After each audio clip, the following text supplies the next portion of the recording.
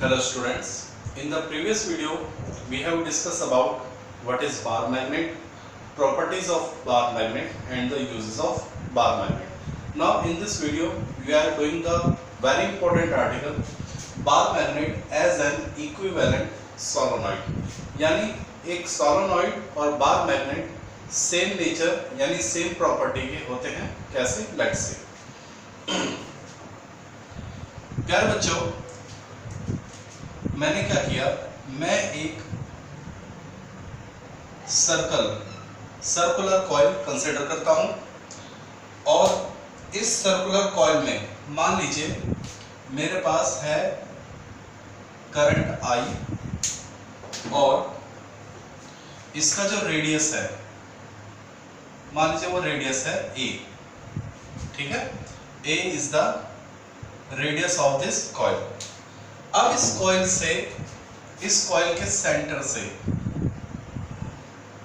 R distance पर जो magnetic field होगा, R डिस्टेंस पर एक पॉइंट है P, वहां कितना मैग्नेटिक फील्ड होगा वो देखते हैं. तो magnetic field due to a current carrying coil is dV is equal to mu naught I A square to R square plus A square की पावर 3/2. ये जो एक करंट कैरिंग कॉइल है जिसका रेडियस है, करंट आई है, वो R distance पे इतना मैग्नेटिक फील्ड प्रोड्यूस करेगा. यानी ये किसके लिए है? For one turn. ठीक है, फॉर वन टर्न. क्या ये बात समझ में भाई? ओके प्यारे बच्चों, अब मैं क्या करता हूं, मैं इस कॉइल में थोड़े से चक्कर और बना लेता हूं. 2 3 4. ठीक है, मैंने इसमें कुछ टर्न और दे दिए और जब मैं इसको देता हूं टर्न, तो मान लीजिए मैं कहता हूं ये मेरी जो कॉइल है, ठीक है, ये जो मेरी कॉइल बनी, इसको मैं नाम देता हूं PQ और ये कितनी है, इसकी जो विड्थ है PQ की विड्थ मैं ले लेता हूं dx, यानी PQ की जो लेंथ है, मैंने इसमें थोड़े से टर्म और बढ़ा दिए और लेंथ क्या ले ली, dx. क्या ये बात समझा भाई? ओके, तो जरा ध्यान देना, एक टर्न के लिए इतना. ठीक है, और अगर मैं बोलूं ये जो मेरा PQ है इसमें n टर्न है, for n turn off coil PQ. मान लीजिए मेरी ये जो कॉइल है PQ, इसमें n टर्न है, तो एक टर्न के लिए इतना, तो n टर्न के लिए क्या होगा, n से मल्टीप्लाई हो जाएगी, mu not I A square to R square plus A square की पावर 3/2. क्या ये बात समझ में आ गई? ओके, अब प्यारे बच्चों आपको मालूम है एक बात कि मान लीजिए टोटल टर्न है n, लेंथ है dx, तो क्या मिलेगा? देखिए जो मेरी कॉइल PQ है, ये जो मैंने कॉइल PQ बनाई है, इसकी लेंथ कितनी है dx, और इसमें टोटल टर्न कितने मान लिए मैंने, कैपिटल N. तो अगर मैं टोटल टर्न को लेंथ से डिवाइड करूंगा तो क्या मिलेगा, number of turn per unit length.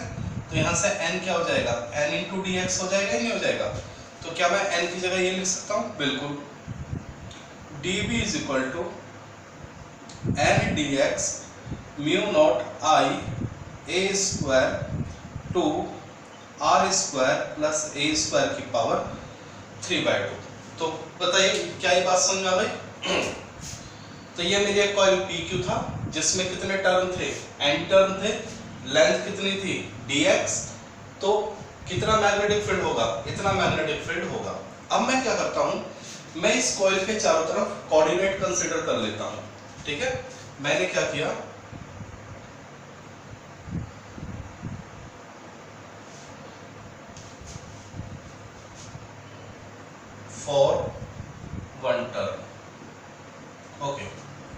ये मैंने यहाँ पे कोऑर्डिनेट लिया, ठीक है।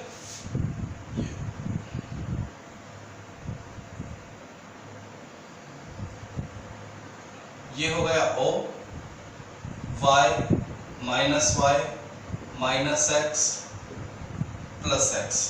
तो मैंने इस कॉइल के, ये जो मेरी कॉइल थी, इसके चारों तरफ कोऑर्डिनेट ले लिए, ओके। और मैं कहता हूं ये जो मेरी कॉइल है, इसकी, ये जो मेरी कॉइल है, ये जो सेंटर है, अगर मैं सेंटर की P से डिस्टेंस आर ले लूं, जरा समझना बेटा, ये जो मेरा ओरिजिन है, ये जो मेरा ओरिजिन है और ये जो मेरा P है, अगर मैं ये डिस्टेंस आर ले लूं और कॉइल की और ओरिजिन की डिस्टेंस क्या ले लूं, x, तो आप मुझे बता सकते हो ये डिस्टेंस क्या बन जाएगी, r माइनस एक्स हो जाएगी, नहीं हो जाएगी? पूरी डिस्टेंस r, इतनी x, तो बची हुई डिस्टेंस कितनी हो जाएगी, r माइनस एक्स हो जाएगी। तो बताइए अब इस केस में क्या होगा? अब इस केस में आप कहेंगे सर जहां r था अब क्या आ चुका है, r माइनस एक्स, तो क्या मैं ये लिख सकता हूं r माइनस एक्स का होल स्क्वायर? देख लीजिए, क्योंकि अगर मैं आपको डायरेक्ट बताता तो आपको उतना जल्दी समझ में नहीं आता, लेकिन अब समझ में आ गया ये r माइनस एक्स कैसा आया, क्योंकि मैंने अपनी कॉइल के पास क्या ले चुका हूं, उसके अराउंड कोऑर्डिनेट। अब ये एक्सप्रेशन आपको समझ में आ जाएगा, क्लियर? जब कोऑर्डिनेट नहीं थे तब तो r था, लेकिन अब मैंने कोऑर्डिनेट ले लिया, तो अब ये बस r की जगह r माइनस एक्स क्यों आया विद रिस्पेक्ट टू ओरिजिन।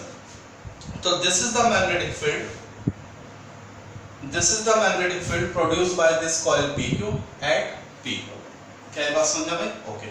अब मैं क्या करता हूं, मान लीजिए मेरी जो कॉइल है वो एग्जिस्ट करती है x से,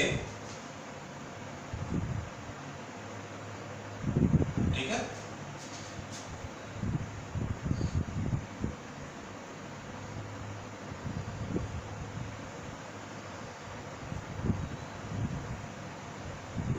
y,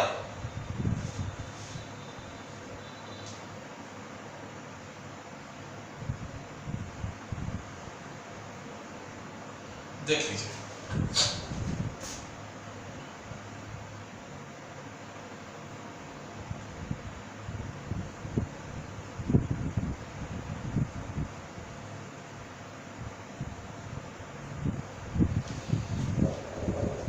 सेंटर की P से डिस्टेंस अभी भी r माइनस एक्स। तो मैंने क्या करा, ये जो मेरी कॉइल थी, मैंने मान लिया मेरी ये जो कॉइल, ये छोटी सी जो कॉइल PQ थी, छोटी सी जो कॉइल PQ थी जिसकी लेंथ क्या थी dx, मैंने मान लिया वो x से y तक क्या करती है, एक्सिस्ट करती है। और जो xy है, ठीक है, इसको थोड़ा सा ये हमने ले लिया माइनस है, देख लीजिए x की ओरिजिन से डिस्टेंस माइनस है और ओरिजिन की y से डिस्टेंस क्या ले ली, प्लस l। ये जो x है वो ओरिजिन से माइनस l पे है, इतना l और उतना प्लस l, ठीक है। तो पूरी लेंथ क्या हो जाएगी,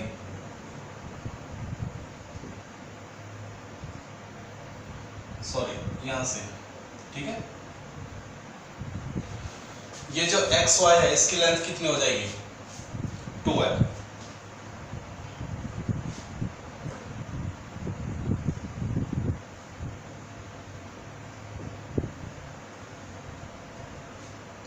एक्स से वाई तक की डायग्राम अच्छी तरह से समझ में आ गया। हमने अपनी कॉइल को एक्स से वाई तक क्या कर लिया, कंसीडर कर लिया। तो ये मैग्नेटिक फील्ड किसके लिए, ये मैग्नेटिक फील्ड है केवल PQ के लिए। क्या ये बात समझा भाई? कहां, यहां पर, ठीक है। एक काम करते हैं, इस लोकेशन को मैं ले लेता हूं PQ,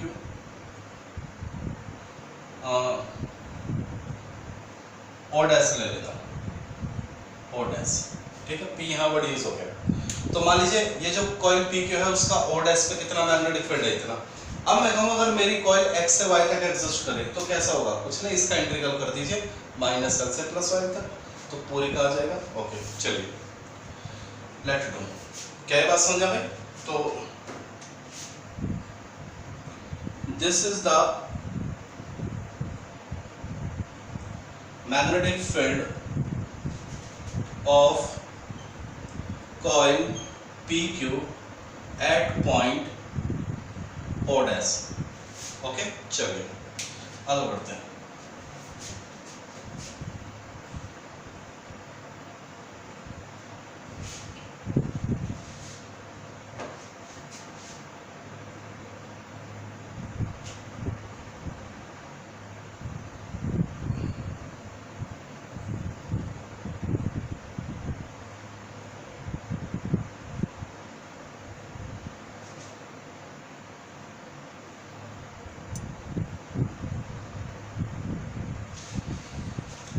ओके, अंडरस्टूड है। 12 है, एक्स से वाई तक की लेंथ क्या हो जाएगी 12। चलिए, late consider coil exist from x to y। मान लीजिए मेरी जो कॉइल है वो x से y तक एग्जिस्ट करेगी। Then the total magnetic field is given by, तो टोटल मैग्नेटिक फील्ड कैसे मिलेगा? B is equal to integral कर दो किसका, जो अभी आया था। अच्छा, मैंने रब कर दिया, कोई नहीं, याद है मुझे, dB का। तो टोटल मैग्नेटिक फील्ड कैसे मिलेगा? इंटीग्रल कर देंगे। क्या वैल्यू थी? n dx mu not I A square to r minus x का whole square plus A square की पावर 3/2। देख लीजिए, और लिमिट माइनस एल से प्लस एल, माइनस एल से प्लस एल। क्या बात समझ में? चलिए, क्या बाहर आ जाएगा? n बाहर, म्यू बाहर, आई ए स्क्वायर, ये सब बाहर आ जाएगा। इंटीग्रल माइनस एल से प्लस एल dx, 2 भी बाहर आ जाएगा,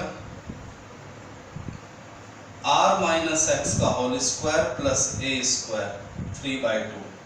ये कहाँ रहेगा? अंदर रहेगा, x वाले टर्म अंदर रहेंगे। यहां तक बात समझ आ गई? ओके, ये बात आपको समझ आ गई? चलिए, अब हम क्या करेंगे,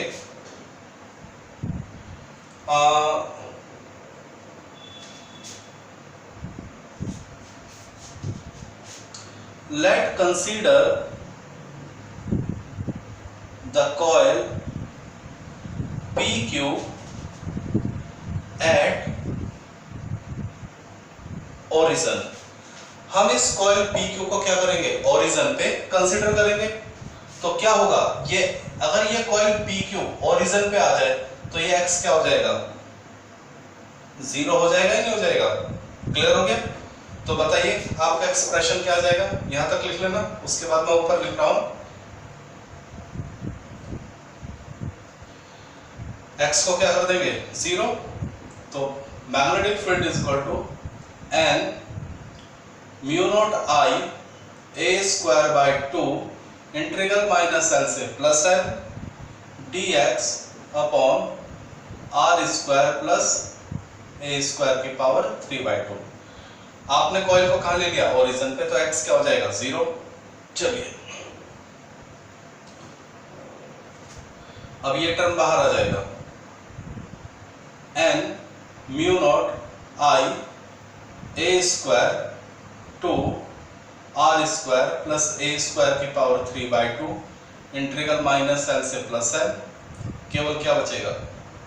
dx is equal to n mu not I A square to r square plus A square की पावर 3/2 इंटीग्रल dx क्या हो जाएगा? x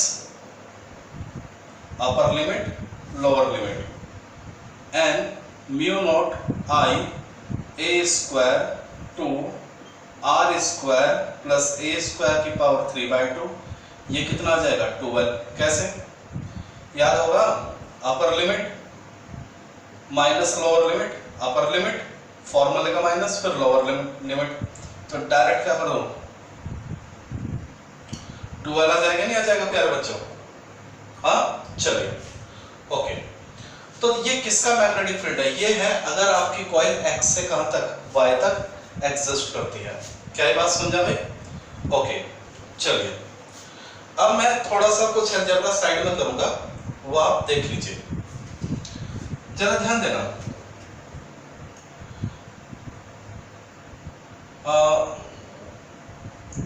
we have magnetic moment, जानते हो क्या होता है? Current into area. किसके लिए? कॉइल के लिए, ठीक है? किसी भी करंट कैरी कॉइल के लिए मोमेंट क्या होता है? Current into area. Okay, m is equal to I. देखिए रेडियस कितनी है? a, तो एरिया कितना हो जाएगा? पाई a स्क्वायर हो जाएगा। ये किसके लिए आया? 4 1 टर्न। चलिए m is equal to n i pi a square, ये किसके लिए हो जाएगा? n टर्न के लिए। चलिए अगर हम जरा ध्यान देना, टोटल नंबर ऑफ टर्न को लेंथ से डिवाइड करते हैं। बेटा जो आपका xy है उसकी लेंथ कितनी है? 12, तो यहां से n कितना आ जाएगा? n इंटू 12 आ जाएगा, नहीं तो n की जगह क्या रख सकते हैं? n 12 i pi a square. समझ में आ गया? तो जरा ध्यान देना, n आपके पास है, i भी आपके पास है, a स्क्वायर भी आपके पास है, 12 भी तुम्हारे पास है, केवल किसकी जरूरत है? पाई की। तो मैं क्या करता हूं यहाँ पे म्यू नॉट n, इसको जरा उसके हिसाब से एडजस्ट कर लेता हूं, ठीक है ना? म्यू नॉट ये आ चुका है, n ये आ चुका है, 12 ये आ चुका है, ठीक है? i मैंने क्या करा, ऊपर पाई से मल्टीप्लाई करी, तो नीचे भी क्या कर दी? पाई से multiply, R square plus A square की पावर 3/2। ऊपर नीचे क्या कर लिया प्यारे बच्चों? पाई से मल्टीप्लाई। क्या ये बात समझ में आ गई? Okay note. चलिए आगे बढ़ते हैं।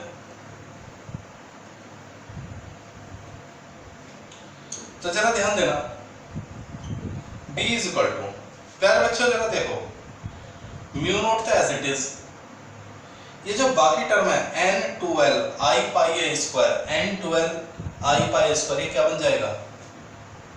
m बन जाएगा, नहीं बन जाएगा? Okay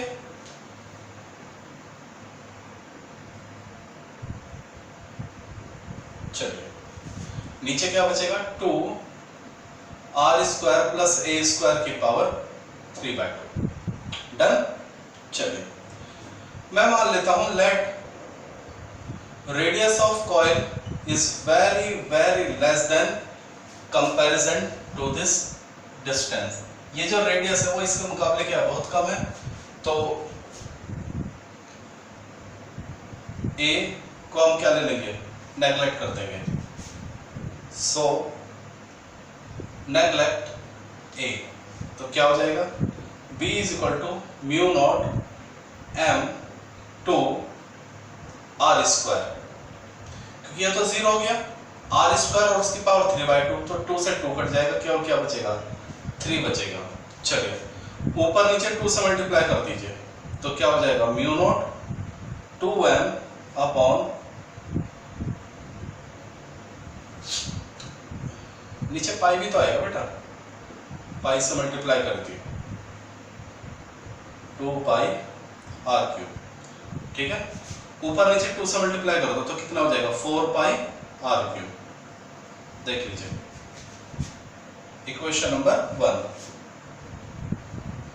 this is the magnetic field produced by solenoid at axial line. कोई भी सोलेनॉइड एक्सियल लाइन, एक्सियल यानी उसके सेंटर से जाते हुए लाइन पर कितना मैग्नेटिक फील्ड प्रोड्यूस करेगी? इतना मैग्नेटिक फील्ड प्रोड्यूस करेगी। Equation number 1। चलिए ये तो नोट कर लिया आपने।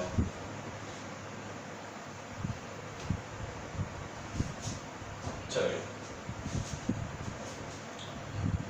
also we have magnetic field produced by a bar magnet at axial line. कोई भी बार मैग्नेट एक्सियल लाइन पे कितना मैग्नेटिक फील्ड प्रोड्यूस करती है, उसका फॉर्मूला आपको बताया था, म्यू नॉट 2m अपॉन 4 पाई r क्यूब, इक्वेशन नंबर 2, ये फॉर्मूला आपको बताया था। तो आप देखेंगे इक्वेशन नंबर 1 और इक्वेशन नंबर 2 सेम ही तो है। जितना मैग्नेटिक फील्ड एक सोलेनॉइड ने प्रोड्यूस किया एक्सियल लाइन पे, उतना ही मैग्नेटिक फील्ड कौन प्रोड्यूस करता है, बार मैग्नेट। तो by equation 1 and 2 we can say that bar magnet as an equivalent to solenoid। तो पेपर में अगर ये क्वेश्चन आ जाता है तो आपको मालूम है आपको कैसे करना है। आप सोलेनॉइड के लिए एक्सियल लाइन पे क्या दिखाएंगे, एक मैग्नेटिक फील्ड का इक्वेशन निकालेंगे और फिर बताएंगे कि भाई ये इक्वेशन वही है। सोलेनॉइड के लिए आपने जो इक्वेशन निकाला, आप कहेंगे भाई ये इक्वेशन वही है जो क्या होता है मैग्नेटिक, वो बार मैग्नेट के लिए होता है। तो चूंकि दोनों एक्सियल लाइन पे सेम मैग्नेटिक फील्ड प्रोड्यूस करते हैं तो ये दोनों क्या हुआ है, इक्विवेलेंट। तो एग्जाम में अगर आ गया तो सीधा 3 मार्क्स में एग्जाम में आता है। ओके।